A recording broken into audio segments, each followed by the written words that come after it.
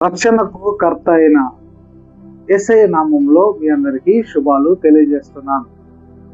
ఈ జూలై నెల 7వ తేదీ కొరకు దేవుడు మనకు ఒక వాక్యాన్ని తెలియజేస్తూ ఉన్నాడు.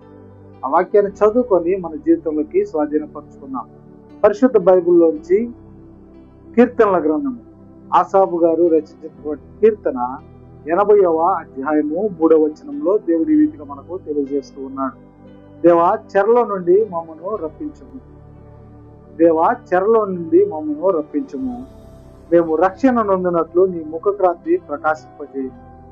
ఇక్కడ దేవుడికి మనం ఎలా ప్రార్థించాలి, ప్రార్థించిన మనము మేలులు పొందుకున్న తర్వాత ఎలా దేవునికి లోబడి ఉండాలి, ఈ రెండు విషయాలు ఈ వాక్యంలో మనకు తెలియజేస్తూ ఉంది.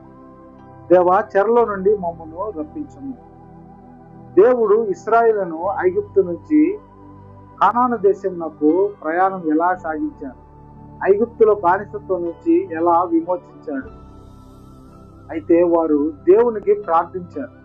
వారి కన్నీటి ప్రార్థనలు దేవుని వద్దకు చేరి దేవుడు వారి మొర ఆలకించి వారిని ఐగుప్తు నుంచి బయలుదేరించాడు.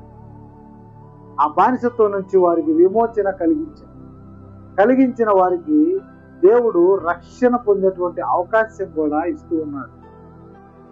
ఆయన ముఖక్రాంతి, ఆయన స్వహస్తాలతో మనల్ని ఒక్కసారి ఆయన ఆశీర్వదిస్తే, ఆయన ఒక్కసారి మనల్ని జ్ఞాపకం చేసుకుంటే దేవుడు మనకు ఆయన రక్షణ భాగ్యాన్ని మనకు దయచేస్తాడు. అయితే మనము దేవుణ్ణి అడగాలి. దేవా, రక్షించినటువంటి మమ్ములకు నీవు ఒక అవకాశం, ఈ రక్షణ భాగ్యాన్ని మాకు ప్రసాదించు.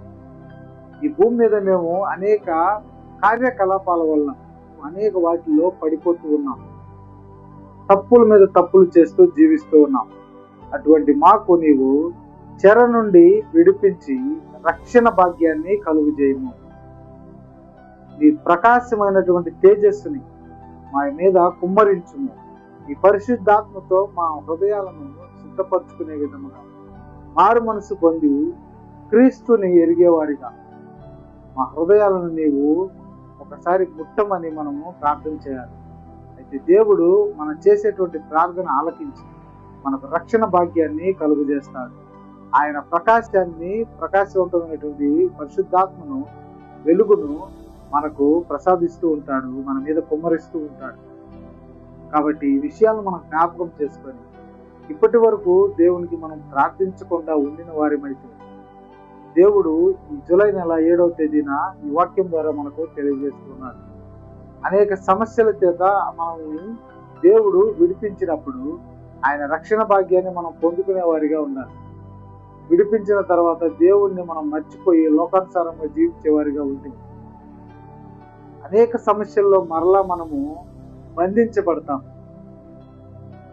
ఒకసారి విమోచన కలిగిన తర్వాత మనం దేవునికి విధేయులై ఉండాలి. ఆయన బిడ్డలుగా మనము ఆయనకు రుణపడి ఉండాలి. పరలోక రాజ్యంలో క్రీస్తుతో కూడా మనము అక్కడ ఉండేవారిగాను జీవించేవారిగాను ఉండాలి. దేవుడు మనకు పరలోక రాజ్యంలో మనకు కొన్ని స్థలాలను ఏర్పాటు చేస్తున్నాడు. ఈ భూమి మీద ఉన్నటువంటి మనకు మరణమే ఆఖరి దశ. ఆ తర్వాత మన ఆత్మలు దేవుని యొద్దకు చేరుతాయి. అలా చేరాలంటే మనం ఈరోజు బాప్తిసం తీసుకోవాలనే ఒక తీర్మానానికి రావాలి. క్రీస్తుని రక్షకునిగా మనము అంగీకరించి యేసుక్రీస్తు నామంలో మనం బాప్తిసం తీసుకొని మారు మనసు పొంది రక్షణ భాగ్యాన్ని కలిగి దేవుని యొద్ద మనము నిత్యము జీవించేవారిగా మన హృదయాలను సిద్ధపరచుకోవాలి. అతి కృపాధన్యత దేవుడు మనందరికీ దయచేయును గాక.